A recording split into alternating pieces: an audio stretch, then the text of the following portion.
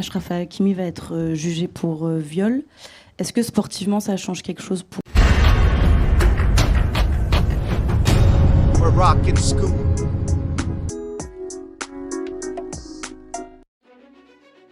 محبي قناة موراكو سكوب، مرحبا بكم. في هذا الفيديو غادي نشوفوا لويس إنريكي مدرب باريس سان جيرمان.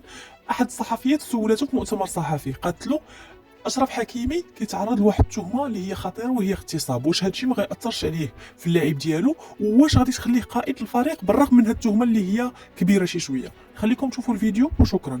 Achraf Hakimi va être jugé pour viol. Est-ce que sportivement ça change quelque chose pour vous et est-ce qu'il reste vice-capitaine? Merci beaucoup.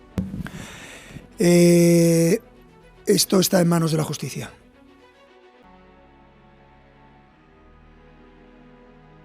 شكرا لك على مشاهدتك للفيديو. نتمنى أن يكون قد نال إعجابك. نرجو منك الاشتراك في القناة وتفعيل زر الجرس ليصلك كل جديد. كما يمكنك الضغط على زر لايك لدعمنا. نحن نقدر دعمك وتشجيعك، وسنواصل تقديم محتوى جديد ومميز. شكرا مرة أخرى.